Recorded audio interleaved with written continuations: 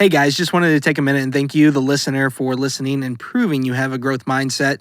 Our mission is to curate information from the top influencers around the world. We provide you with real actionable steps on how to improve in any area of your life, whether you're an entrepreneur, a C-suite executive, or just starting your journey of self-development. The Brofessional Development Podcast is all about growth, and if you're not growing, then you're dying. If you enjoy the content, please help us by liking, sharing, and telling a friend about the content. We enjoy getting together, and here we go. Hey guys, welcome to the Brofessional Development Podcast. Today is Wednesday, August 11th, and Brad's talking about farting bubbles right now. Yeah, you're the one that just swallowed gum, and then I misheard Bobby. I didn't know what he said he couldn't swallow. You just thought I was talking about swallowing? So yeah. I think that's a myth. I don't think you can actually fart bubbles by swallowing gum. Is it true? I don't know. I think you'd have to place the gum directly on your I've never been down in that area. Sphincter. Like after somebody's had gum. Maybe Grace would know. Oh, man. I only know a girl named Kendra who does that. Okay. Matt, will you quit fucking with your Sorry. all the time? Sorry, it's tough for tall guys. He was talking all shit. Like somebody's doing it. That's me. Sorry, Rich. I told him you saw Andy Frisella do it. It's just like a maybe that is where I picked it up. I Who saw knows? him. He touched it like every time he went to talk. So. Yeah. Speaking of Andy, we are going to have our very first ever recurring guest on, which is going to be Emily Frisella, the OG guest. That's it. Yeah, there's our very first guest ever. So we're going to have her on in December? October 19th. October 19th. And we're working to maybe get the husband on for a little bit too. Yeah. I that heard one he's guy. pretty influential. What's his name?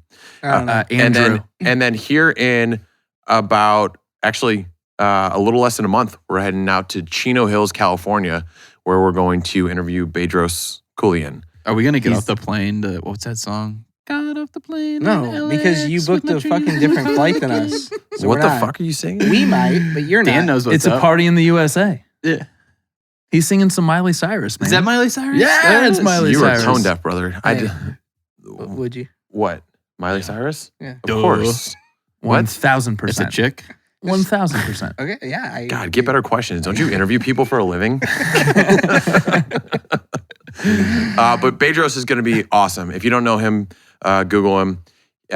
He is owner of Fit Body Boot Camp and a serial entrepreneur, owns a bunch of different shit. He's one of those guys that, although his Fit Body Boot Camp shit struggled, he learned to capitalize on the shipping and the supplementation, which absolutely took off, which ended up superseding whatever loss he took on Fit Body Boot Camp. Super excited to interview him. And here in about 3.5 weeks, I'm going to start phase 1. Oh, getting it. Yeah, putting it out there to the world because I was listening to the whatever on phase 1, and it actually is smarter to roll straight into phase 1. Just because you were talking about. It's hard. It's you sit there and you stop and you say you're going to take a break, and it's I'm already down to one workout a day. Diet's still pretty good, but I have times where it's I'm drinking on the weekends, or last night I ate I think I counted it out. 2,300 calories worth of candy last night. If you're gonna eat that much calories, in one or sitting. if you're gonna eat that much candy, eating? why are you counting? I mean, only Matt would count the calories as he pounds. Yeah, I'm still gonna count it. This is my 30th Sour Patch Kid. Oh, that's you have probably he has a notepad so where he it's puts a mark for each one each time. It's easier to just put the whole bag into the app, so I don't have to count them all, right? Put it in before you even so eat there's no them. question. So you know that all right, I'm putting this in here. I have to eat all these Sour Patch Kids now, or else my numbers are going to be off. Exactly. Yeah. So, but that being said, I can see why people would jumpstart right into it, because getting off a little bit, it will be difficult to get back on top of the cold shower. Actually, and the one thing I wanted to talk about, not to make this too much about Frisella, but or yourself. Or me. Fuck, he has been talking a lot. Has he stopped? Rich, we got a timer. We got a timer. Welcome to the Professional Development Podcast. It's just Guys, me today, Matt Cresco. You can go home. Go ahead. I got it from here. Last in, first out. The random act of kindness on phase 3, I didn't know about that. And starting a conversation with strangers. Did you guys know about that one? No. I did know about that, but I have something at the end of my notes for today that I'll talk about that. That'll touch on it? Yeah. Okay, cool. So what else we got? Well, I talked to a guy out at Sunset Country Club someone who's one of our broker clients, and Guy Warren, right? I talked to him, and he's like, "Oh, I belong out at Sunset," and I'm like, "Oh, do you know Dan Greiner?" And he's like, "Psh, I know Dan Greiner," and I'm like, "Oh boy, tell me what Dan did." And he's like, "Well, Dan he's a really good stick. He's probably one of the best golfers out there. He's a pretty new guy out there, right?" And I was like, "Yeah, he's pretty new." I was like, "I think he's out there quite a bit and trying to get better. He's a good stick." And he said that you cannot win if you have to give strokes, and you're always going to be giving strokes since you're a plus 1.1 now. Yeah. Yeah, so we had a match where him and his partner, so for people that don't know golf, they're not going to know what the fuck I'm talking about, but him and his partner were both whatever handicaps, and they both shot 5 better than their handicap, which based on the USGA, the United States Golf Association, and all of their studies of millions of rounds, that's an anomaly. It doesn't happen. It's like 1 every 10,000, so... He's a cheater. He lied about his handicap. Because he mentioned that you got mad. Did you call him out? Yeah, I was like, I always call him out, subliminally, So I was like, wow, this is like a 1 in 1,000 round for you guys. Congratulations. I shot even, and they both shot 5 better than their handicap. But so I actually ran into him. So whenever he came. When he came up, I was definitely a sore loser because I'm super competitive, especially with golf. And he came up, and I was like, "Hey, I was a sore loser that day, so I apologize. I hope you guys do well." Because I was like, me saying that was clearly a dick move. Yeah, did you call him a cheater then after you apologized? But no, I mean, you're still a fucking cheater, Warren. What's his name? Warren? His name's Warren. Yep. Put this man on blast. What's his last name? Should we bring him in? Warren Dunnigan. Grace? With the butthole girl? His name's Warren Dunnigan. Hey, his name's Warren Dunnigan. Warren Dunnigan. I'm trying to help you out here, Matt. Can we say last names on the pod? Let's go fuck him up. Let's go fuck Warren up right now for cheating. Cheating. Golf is a man. It's a gentleman's sport. I also did say it disgusts me the lack of integrity of people who lie about their handicaps. I didn't say it directly to him. I said it to my partner, but loud enough for him to see it, to hear it. That's some passive aggressive shit right there. Yeah. I thought I was the dick. Man, I would have loved to have been there for it. But hopefully you guys have made amends, and hopefully you can kick his ass next time. I will. Yeah. I'll pump my handicap. Brad, what's up with you, dog? Nothing. I mean, prostate exams? I had a doctor's appointment today. It went good. I got off. This whole wearing a mask thing, I think is bullshit. Did you say you got off? What? You said you went to the doctor? You said... Yeah, I got off work. No, you said, I went to the doctor, I got off. You guys are reading into this way Rich, too much. please fucking clip that. I went to the doctor, I got off. And he did send us a video and say, is it weird that I'm here for a checkup, he sent but I us asked a for picture, a prostate actually, exam? and we could actually make this a post. It looked like a used medical grade glove that was kind of hanging down and it had some like clear liquid on it. Did I say 1 finger? Better make it 2. Is he ordering his call for his girl? It's like when you go to the. Keeps digging himself in the it's like when you go to the all you she's digging into his hole. Dan, what's going on in your world, brother? How are we doing? You look fully prepped. You look fully prepped over here with your blank piece of paper. Not even a pen next to you. I did bring a quote. Okay. You guys want to hop into quotes? I got a quote. Sure. I got a really good quote. So before we do that, we'll say, I don't even think I said today's topic. Today's topic is getting comfortable with being uncomfortable, which is very fitting for a lot of things that we're talking about. So what do you got for a quote? Well, I bet somebody brought a Tony Robbins quote. I did. I did not bring Tony Robbins. I did not. Oh. But I was going to use Tony Robbins. Okay, you ready? Mm-hmm. A ship is always safe at the shore.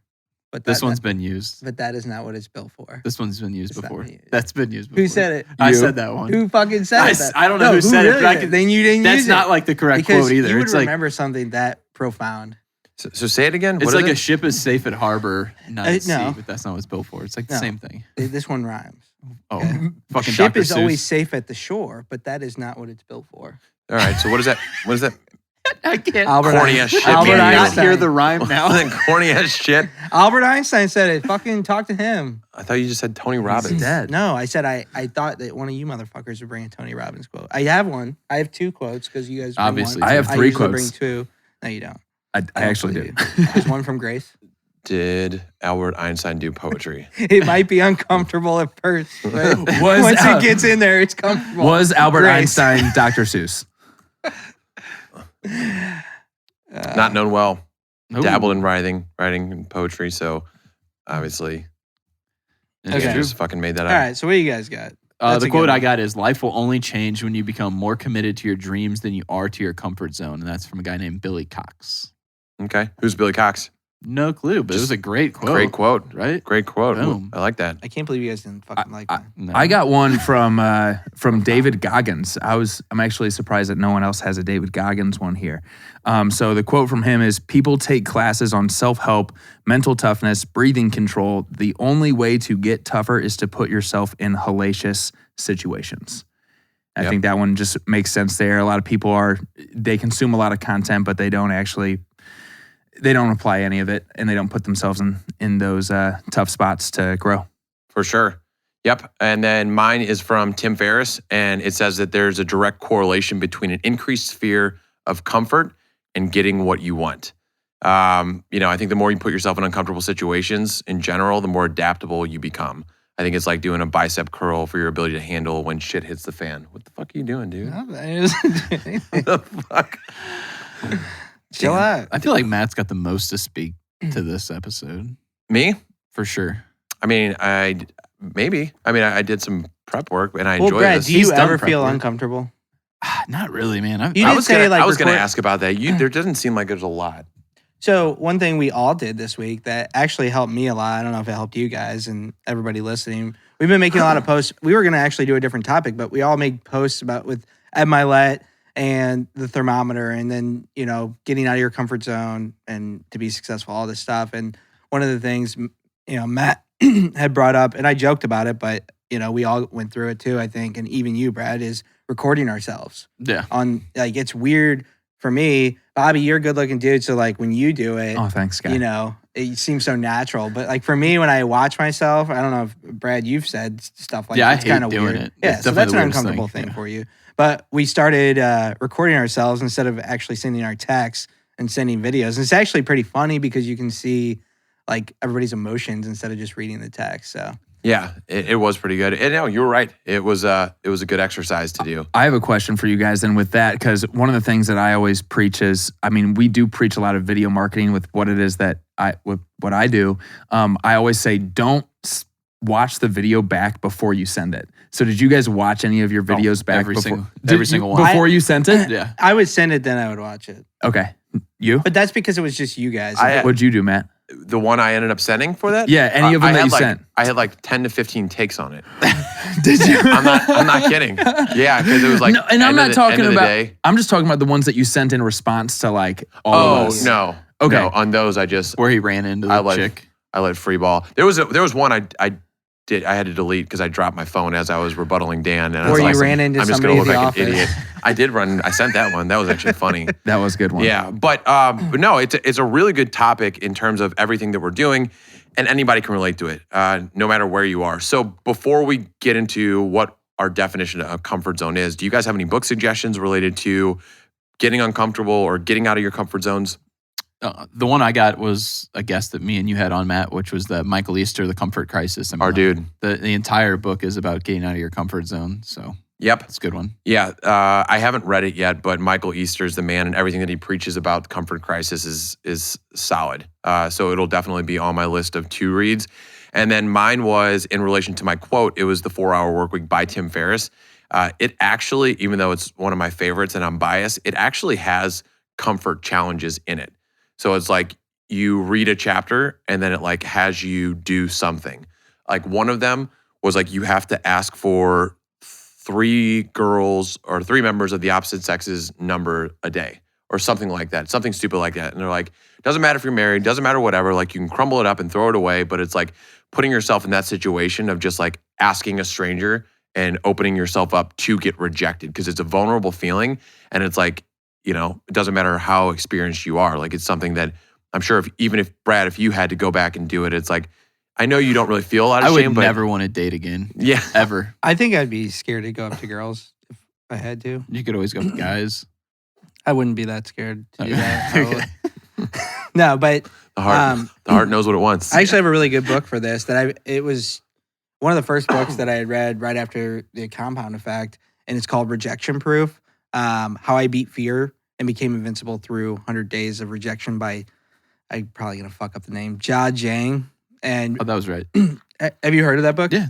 It's I've cool. heard of the author. So basically, like, he does 100 days, and every day he has to go try to get a no. Like, his goal is to get a no, but he was surprised at how many people ended up saying yes to bizarre requests. Like, one of them is he went to a donut shop, and it was during the Olympics, so he asked them, you know, and this is stupid, but he said, hey, instead of just, you know, donuts the regular way, can you put them in like an Olympic circle for me? Thinking they'll say no. But they did it. And then one might be like asking for a refill on your food instead of like your drink. Like if you're at Panda Express and you finish your orange chicken and you go That's up. one of you my ask- favorite dad jokes are these free refills?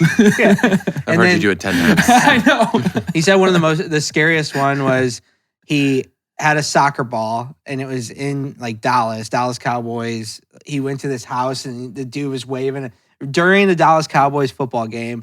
Guy was waving a Dallas Cowboy flag in his yard or in his front yard. And he had to knock on the door and ask the guy, hey, I was just wondering if I could play soccer in your backyard for like an hour. And he's dressed up in full soccer gear. And the guy let him. you know? Bizarre. So anyways, really cool book where he just like put himself in like really tough situations. Yep. What's the name of that again? Rejection Proof. Nice. I remember you telling me about that like a year ago. Yeah. So I still have it if you want it. Nice. I got a Power of Habit by Charles Duhigg. That's one of my favorites. And I mean, it's not directly related to, hey, put yourself in uncomfortable situations, but it's about building better habits, which is only going to put you in uncomfortable situations. Well, yeah, and we'll talk a little bit more about this down the road, but it's like the path of least resistance is there by formed habits, right? The things that we do. So we'll get into that. Anything else that we had on books? Did we get everybody? That's it. Okay. So personal definitions or what you found online of comfort zone. I just pulled up the basic definition here. I know that someone always does, but I looked up comfort zone to see what showed up in the dictionary, and it's defined as a place or situation where one feels safe or at ease and without stress. That's just the basic definition. Yeah. I put something, I just like combined a few, and it's something you're doing where you have your comfort zone is something you do where you have little, no stress or risk. Yeah. I mean, same thing. Same thing. Something you do every single day. It's not a challenge and no fear of it. Right. Well, I think you can add to that with the no challenge thing where it's just something that you're good at.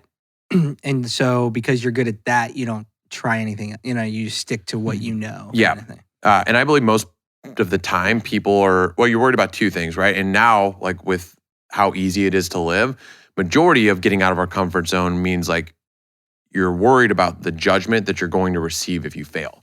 Almost every time, right? Like there is like, if you're scared of heights and you go bungee jumping or skydiving, obviously that's a little bit different, right? That's a fear of like, what the fuck's actually going to happen to me? But I feel like any other like comfort zone pushing is more of, I mean, I don't know. Like I didn't really look this up, but I can't think of necessarily a whole lot besides being worried about the judgment that you're going to get if you fail or how you look after you fail. I think it goes even deeper than that though, because I mean, there is the failure aspect, but I think a lot of people are just comfortable in life in general. Like, especially like, I think in today's society, like from the highest form of government, we're making people feel comfortable. Like, oh, you don't want to pay your rent? It's okay. You don't have to. We're going to push that off for another fucking 3 months. Yep. Or, oh, you're struggling. How about we just print off some free money for you? And all that's doing is making people more comfortable in the situation that they know, well, I don't have to work any harder for anything because it's just going to be handed to me. Go ahead. I was going to say, I agree to an extent there in terms of people are being conditioned to be comfortable with Exactly. money being given to them. And so what are the long-term effects of that? I don't know. But what I do know is Matt and I work in recruiting, and right now the report just came out, 10.1 million job openings, more than ever. By Another record month. Record month. I'm on the board of a nonprofit, and this has to do with going into something new that you don't know what's on the other side of the wall. But if you did it, it would really help your life. And so we have this nonprofit, and basically what we do is we educate people, and then we place them in jobs, free education. The companies pay for the education and the placement of that person. And we grab people from like poverty-stricken areas, or we're looking for diversity. We're looking for people that maybe didn't get a chance to go to college or have some opportunities, right? And so we put 3 people through the program, the first run, and they all graduated, and they had a 30-day internship. They put in every single night, 4 hours a night, and 2 of them backed out after they graduated because they didn't say this, but I 100% guarantee it was because they were scared of what's next, of this big step. There's no way that I could have a job making $40,000 a year. I'm used to making minimum wage, or I'm used to making, a lot less than that. And nobody in my family has ever done that. And that's a comfort zone. Yeah. And so we are helping push these people outside that comfort zone, but they get to the edge, or they get to the wall that all they have to do is push it over. And there's a great life on the other side, and a career path, and all those things. And it was amazing to see. So we ended up talking to both of them. One, we got back on track. The other one said, well, I'm going to try something else, and maybe I'll come back in 6 months. So it sounds like an incredible nonprofit, or just at least like the cause. But I believe that's always going to happen, like whether it's yours or somebody else's, because I really feel like that we don't appreciate things that are just handed to us. And I know, like, I think it's human nature. Like, I don't. If things are super, super easy to me, no matter how cool or great that they seem, like right off the bat, it's like I won't appreciate it or take care of it as much. And I have actually a really cool story that from Dan talking. The baseball player David Price, he quit playing baseball in college because he didn't think he belonged there. And he quit because he wanted to go work at McDonald's, because that's where he saw his brother go to work every day, and he thought his McDonald's uniform was badass. I think it worked out for him that he broke out of that comfort zone, but and I think talked back into playing baseball. But that's the comfort zone, right? Yeah. Like, what can the comfort zone? This is a question that's not on the itinerary. Matt didn't think about it. But what influences someone's comfort zone? And a lot of the times, I do think it is your family and your friends. Yeah. So, it's the circle that you grew up in. It's the circle that you're around all the time when you're a teenager. And then, do you evolve that or do you not? And, you see so many people just basically repeating the environment they grew up in. I think. Sure. Middle class, lower class. You absolutely do. Me and my buddy Nick were talking about this while we were Is this Nick Insoletta? Nick Soletta. Is that his name? Mags. Is this the guy who was getting danced on by that hottie at the lake? Yes. Yeah, that was. It was, for sure. So what we were talking about, we're down. I'm just going to keep it. Nick's actually married. I'm going to keep it. No. And it's no, it wouldn't necessarily. It's a very subjective description of this woman. We'll just leave it at that. Highly sarcastic. So, but what I will say is we're sitting there talking, having a couple of man sodas, and we're like talking about our buddy's house, who it is. And he's like, does really well for himself. And he's also got like a side business in real estate, and like got a boat, a condo, like all this other stuff, and how we've got like our circle keeps growing into more and more successful people. And we were talking about there's some people that just don't believe that they can get there. Mm-hmm. You know what I mean? And a lot of it is product of environment, right? But realistically, it's like, I think the first step is like talking to people, and maybe I'm straying off from comfort zone, but like talking to people that are at a level that you want to be, right?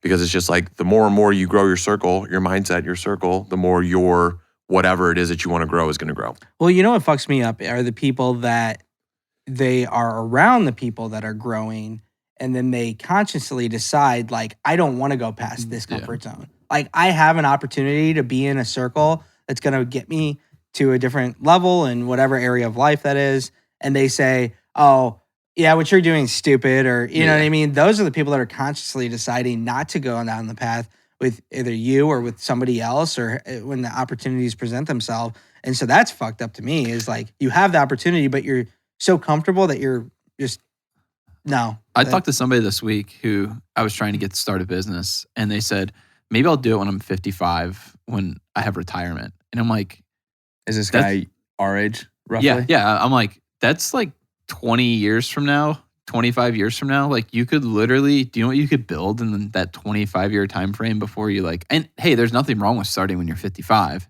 but like what Colonel could Sanders, you, right? Yeah, what could you have now, you know? So That's the ultimate, like, I'll do it Excuse. when it's, then all the lights will be green. yeah.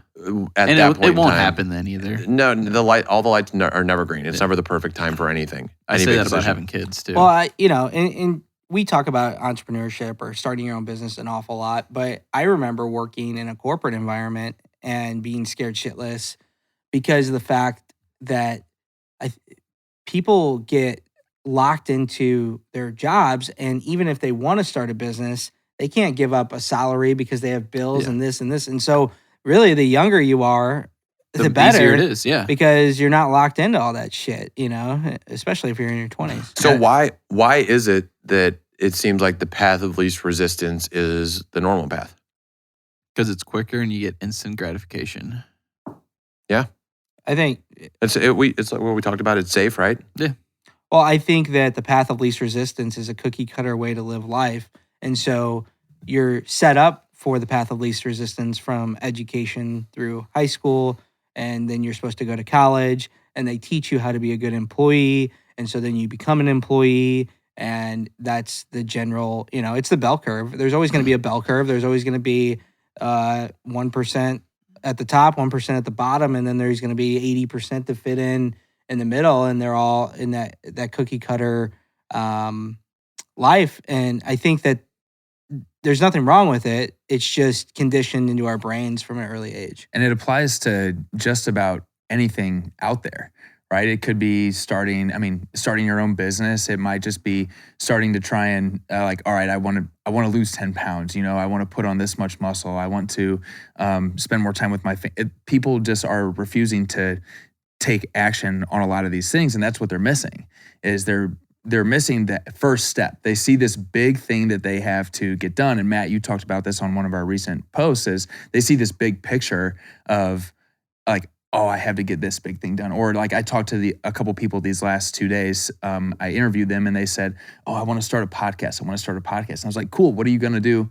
What's your first step? And they're like, oh, I don't really know. It's just kind of something that we're talking about. And I was like, well, we go to Shock City Studios. You can call them. You can book a time. You can literally just go talk for an hour, and Rich Harris will cut it the fuck up for you, send it to you, and you'll be good to post it. And they're like, it's that easy? And I was like, well, that's what we did. I was like, well, we didn't start there. We started off at a place that was With a little lizards sketchier. and shirtless guys smoking weed. Well, before that, even before that, we started off in a room that with no. The lizard guy was a step up. yeah, it was a lizard. We had thought we made it when we were a lizard man. We did.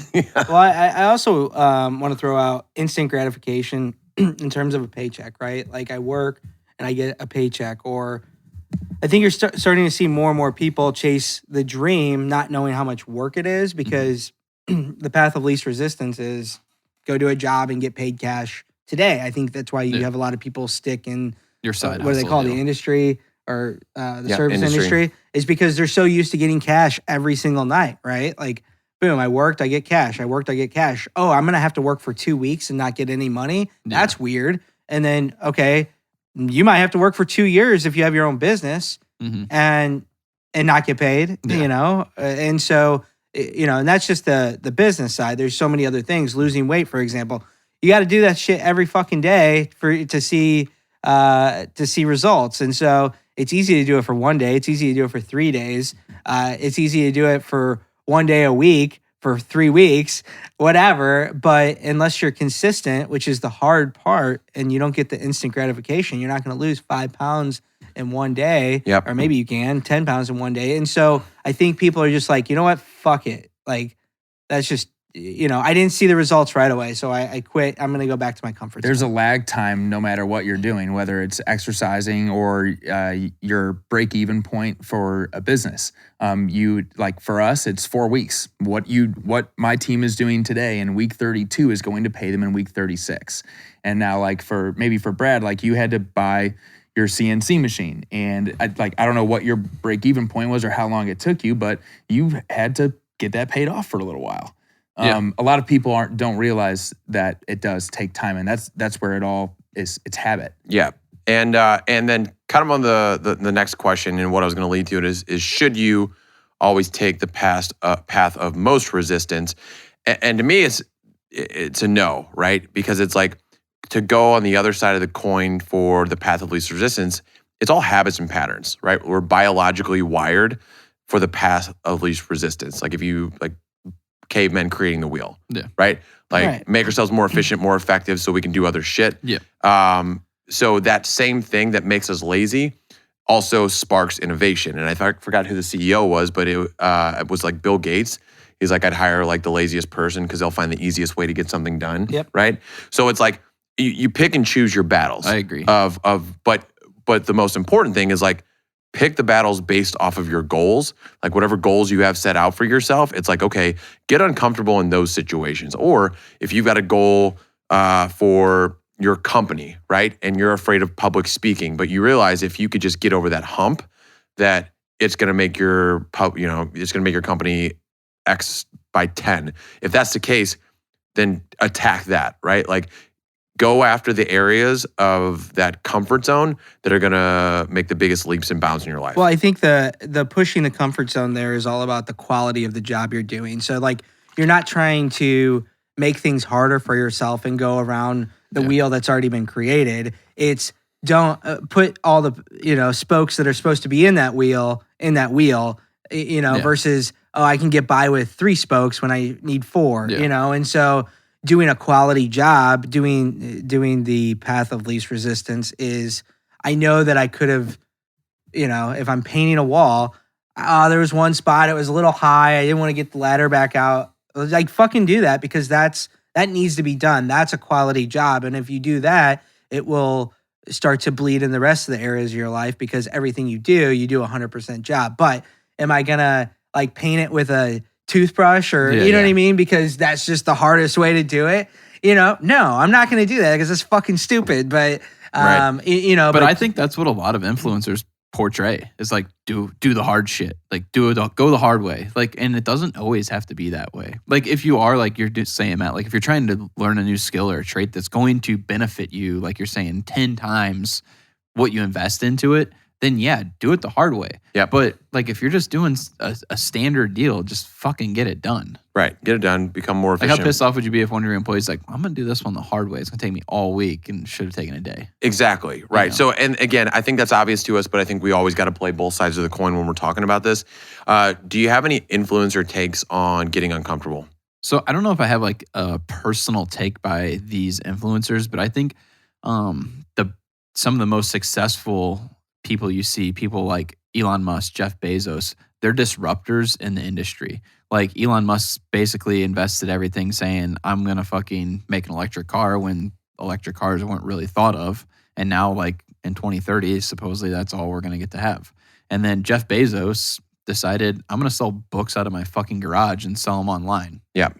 These are things that you're never going to grow if you don't do something like these people did where they got out of their comfort zone. If you try and follow a path of somebody who's already successful, you're always going to be in their shadow for your entire life. Well, so there's so many stories around business, but one I like a lot is Redbox. You guys know what Redbox is? Mm-hmm. It's where you can go rent, for anybody that doesn't know, you can go rent a DVD for $1 or What's whatever. a DVD?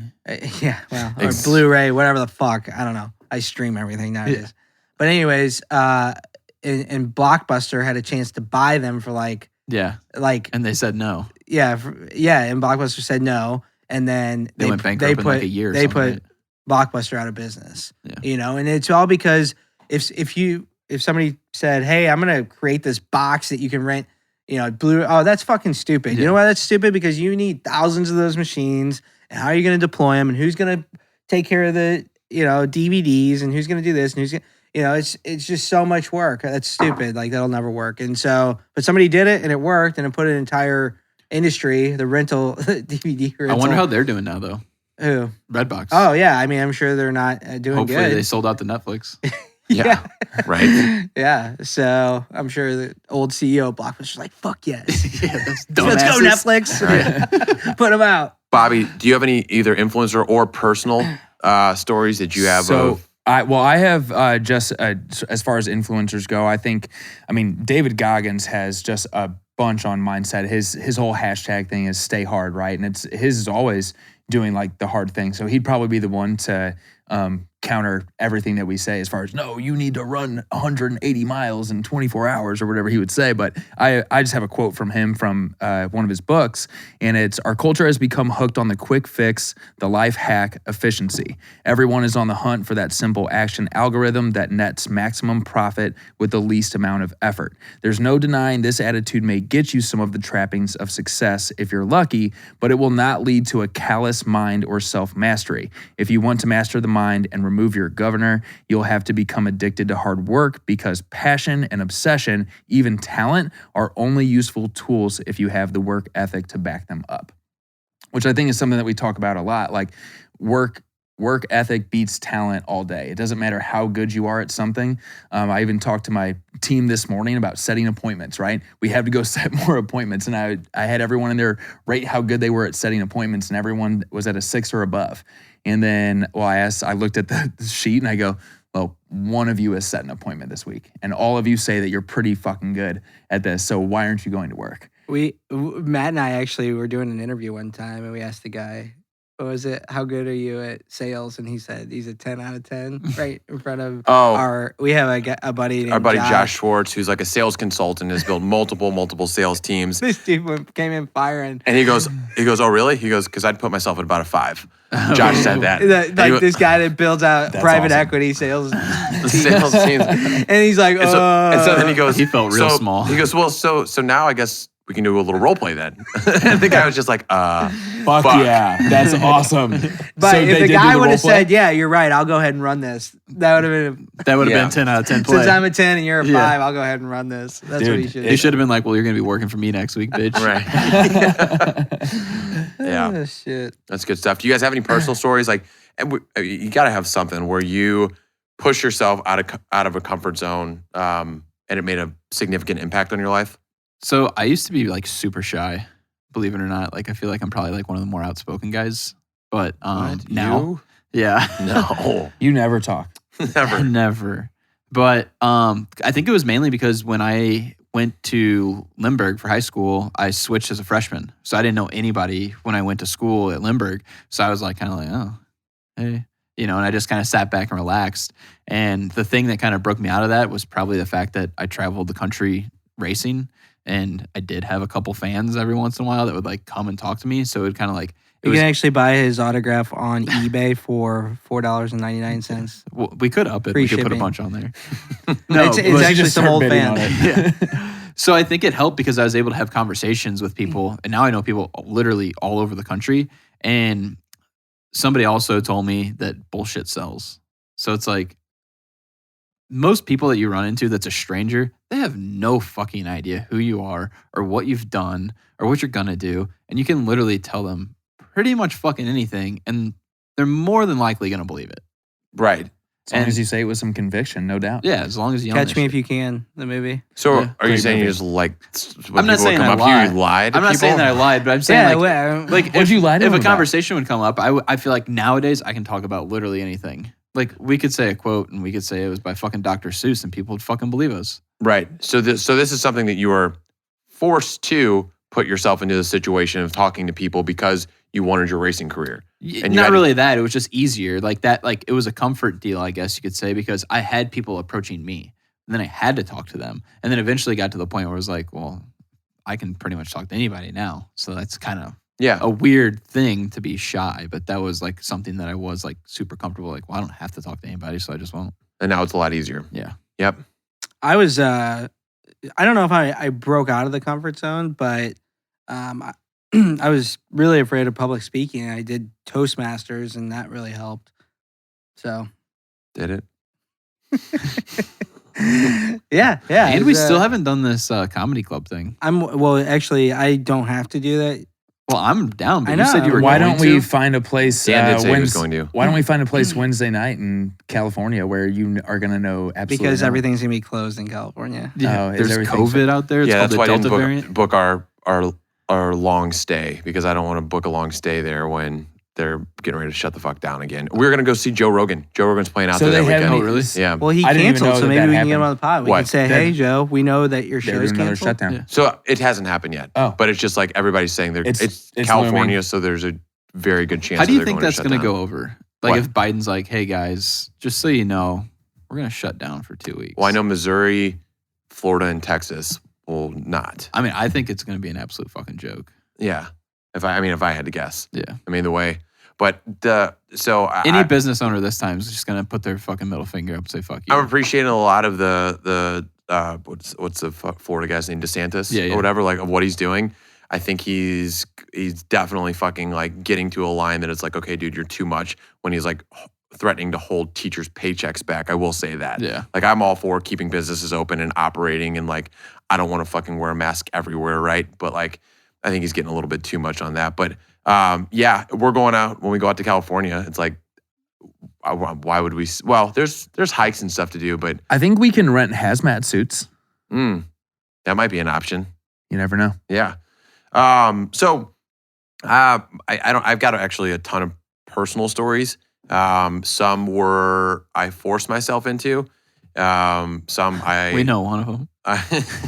Someone Some I was forced forced himself into. into you. Okay. Okay. Kendra. All right. Are we on time, Rich? Bow, bow, All bow, right. bow. He's knocking at the door, pointing at his What watch, door? saying to wrap it up. Back door. The back door. I get it. It's a butthole joke. And all wrap right? it up Brad. before. What? Okay. So I put myself out there a lot, and I can't fucking. You know what? This is good. I think we got enough content. Well, I think today. that one of the things you wanted to say is like, let's go around the room and like, what's one thing that, and we could pick for the other person what we think that you should do to get outside your comfort zone. I can go first. Go and It's for first. Matt, and that's get a girlfriend. That's a great one for Matt. That would put him out Ever of be in his- a relationship? that would not make me uncomfortable at all. Like, Really? bring it on, ladies. Fucking, let's That's go. a ploy. Yeah, That's a ploy.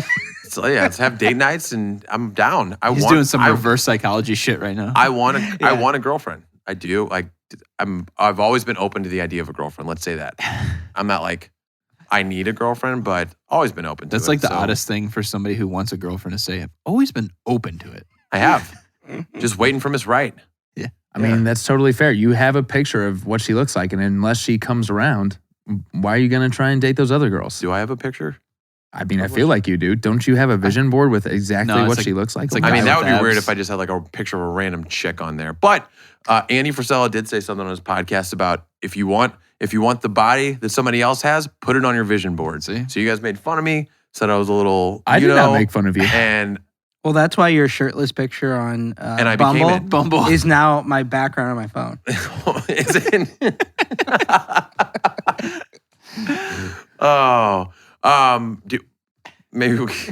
So realistically, do you guys have anything in particular that you're uncomfortable with that you want to start or put yourself in a position this year? I want to put myself in a weird spot financially. I want to invest into something, whether it's property, a new business. Like, I'm tired of like sitting on the fence on it. I kind So- of just want to like fucking do it. So here's the thing. One of the things I was going to say, and this is an opportunity for everybody to do a video, is you're saying that you want to do that. Obviously, it's like you're super good with your money, but you're also super tight with your money, Yeah. right? And so it's a double-edged sword. So with that, what I talked about last night is instead of looking at it as this one big thing, the whole thing is getting from 0 to 1, getting past inertia and getting momentum rolling because an object in motion stays in motion. So with that, it's you have an opportunity to do a video where you take one step Once. into that, one tiny, insignificant step to get the ball rolling on what that is, okay? Okay, so I'm gonna do one about investing some money, and Matt's gonna do one like he's the Bachelor. I'm gonna do. Should I applying to The Bachelor? No, Yeah. yeah. I mean, you can you apply could- to the Bachelor. actually- Hey, I'm gonna do a bio like, hey, they- ladies, dude, my name's Matt Cresco. Yeah, and Video we're gonna- I've got submissions. this They take podcast video with my submissions. buddies. and we're gonna post it on TikTok, And then we're gonna go post it on- viral. Dude, you could absolutely. Hey guys, You would For charity. absolutely. Hey guys, I'm doing Get this on The video Bachelor. because I'm You just super like- uncomfortable with having a girlfriend, and I want to put myself out there and get myself out of my comfort zone. And you unbutton your So- shirt like the entire time the video's going on. You have to be shirtless. So here's what I like. Yeah, I think you should. And he's like okay. yeah. 5'10". It's a party in the Hold on. USA. Dan, and I get to pick Dan's, and Dan Wait. can pick Bobby's. And Bobby can pick. I don't know what Wait, Bobby. did Bobby? You get to pick Bobby's one? very. No, we picked No, each I wa- other's. You pick Dan's. Dan picks yours. Pick Dan for public speaking. Wait. What is something you're uncomfortable? Well, I thought someone was gonna pick mine for me. He's Well, comfortable so with yes, everything. so You that's what know I'm saying. him. I'm not comfortable with He's- everything. What's he gonna do? Bobby, what are you uncomfortable I with? almost- What are you No, most I want- uncomfortable with? I almost said something. Do it. Propose. Oh! Did you listen to last See- week's podcast? See, that's not something that I would be uncomfortable with. Yeah, Now, you in should've the near listened to future, last week's podcast. I was like, Yeah. whoa, Hey, marriage and babies already? so what is something you're super uncomfortable with right now that you wish you were better at you made a change in your life? I think the biggest thing. I mean, Brad mentioned finances. I wrote down finances on mine as well, and it's kind of hard to pinpoint exactly what that is. But I think it's spending money to make money. I don't have anything like that right now. It's just my business, and I want to do something different. I don't know what that is going to look like specifically, but I need So then to. can I pick yours?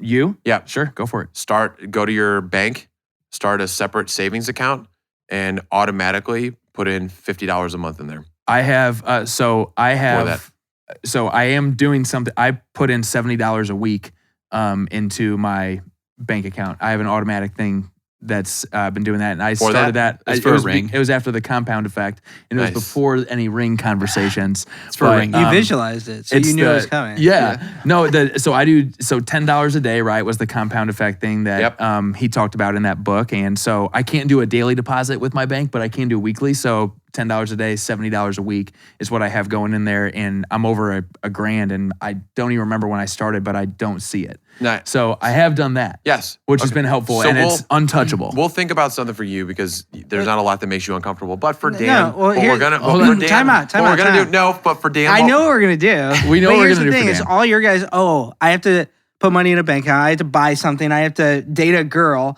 Like I would do all this. All this sounds great. Again, it's different. People have different level of comfort zones. You don't understand. Different When I said strokes I'm getting a for girlfriend, my different folks. palms started getting sweaty. I felt nerves in my chest. Yeah, it'll be in your TikTok video that you're about to create. All right, so Dan, you're going to put yourself on blast, and you're going to do some type of commit and schedule some type of public speaking. Okay. What if on the plane? Oh no, I'm not gonna do that. Oh yeah. I was gonna say on the Oh, plane. yeah? You think they'll let me do the introduction What are you Yes. guys flying? and do the seatbelt Southwest thing? totally would. We're American. Oh, not American. Yeah. So, well, we've got a couple of things. We can iron those out, but everybody's going to have something. And then my last thing is next week is the 50th episode, and it's going to be a doozy. I And don't if know you've what's made it this far in this podcast, Yeah, you want to stay for next halfway week. to 100. So we really don't know what it's going to be. We just kind of found out that it's going to be the 50th. But That's If we can get golden. 50 reviews by 50, that'd be great. Everybody listening on There's like 0 iTunes. people still listening right now. yeah, this is probably the longest podcast we've done in a long time. We lost it. We lost. Rich, you might want to cut this up to basically Speed just it up a little bit. take out everything When Dan do people said. quit listening? Yeah. But no, realistically, it is crazy to think about that we're coming up on 50 episodes. So if you're listening, we appreciate you. We got some big stuff coming up. So stay with us and we'll talk to you next week. Deuces. Deuces. Peace. Damn.